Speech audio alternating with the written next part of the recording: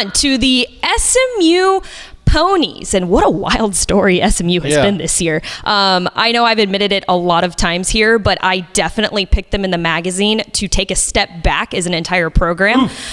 They said absolutely not. We're actually going to go on to be 11-1 and go play in the ACC Conference Championship game and probably win that game as well against Clemson and make it into the college football playoffs. So, and I think that their recruiting class has kind of spoken for themselves a little bit of what Rhett Lashley and company have been able to do for the SMU Ponies. Yeah, no doubt about it. This is an elite class.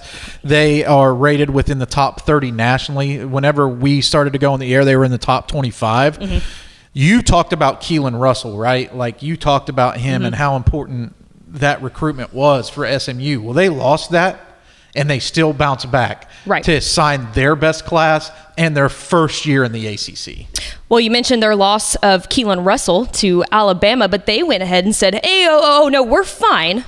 Let's go ahead and pick up Ty Hawkins out of IMG Academy, and that name might sound familiar to you. We're claiming this for Texas, by the way. We're claiming this for Texas. We're claiming this for Texas, but he was formerly the quarterback at San Antonio Johnson. So technically, I'd claim as a Texas boy. Yeah, let's claim it. But we won't talk about him. We'll let the BTZ take it away. Yeah, over here in the ball talking zone, we talk exclusively about Lone Star State guys. Ty Hawkins qualifies. He did play his senior year at IMG Academy. And we missed him. We absolutely did. But when he was at San Antonio Johnson, we got to look at him, and this guy is a playmaker in the back. Yeah, he was the overall district MVP. He had 40 touchdowns as a junior, and then both years he was the starting quarterback. He had 900 rushing yards.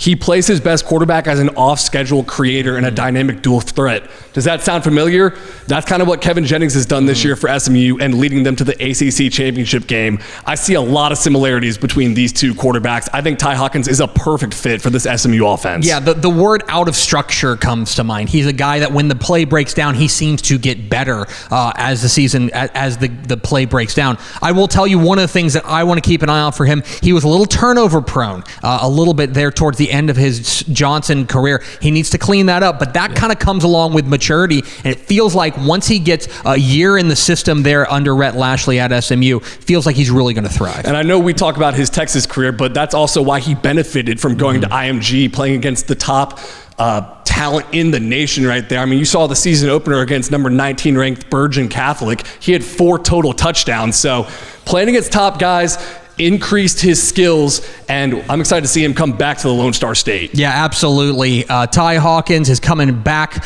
into the state of Texas to play for the SMU Mustangs, and Rhett Lashley, I know, is pleased to have him. We're pleased to talk about him here in the Ball Talking The Zone. Hawkins Hive is buzzing. Mm-hmm. Man, he tried to go out of state, and we said, no. We're coming back. Today's the day you come back to Texas. Correct. We want to still cover you, so come back to the state of Texas. The IMG thing's in the rear view. He's back to San Antonio Johnson. He's back to SMU. He's coming to Dallas. Welcome home, Ty Hawkins. Welcome home. Things are all good. Now let's take a look at the couple of other guys to keep your eyes on in the class of 2025 for SMU.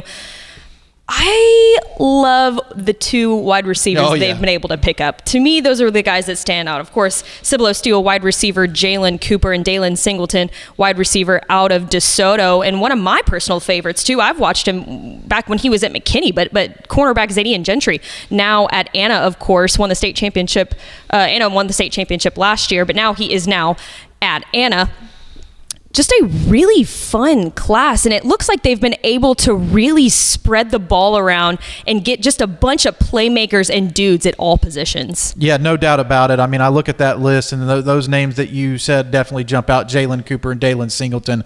Those are guys who I really, really like a whole lot. My sleeper pick in this class, though, is going to be Duncanville defensive back Tyron Pauley Jr. That was mine. That's your sleeper That was my sleeper pick. We should have compared notes because you don't lead Duncanville in interceptions and tackles if you're not a truly special player. That team is loaded up with talent, but SMU, I feel like, got a steal in Pauley, and I guess you agree with me. No, I was going to say the exact same thing. Duncanville is so loaded with prospects, 5 stars and 4 stars, and he's only a 3-star according to 247. So I think that's why he's maybe fallen a little bit under the radar, but it's a huge steal for the SMU Mustangs there.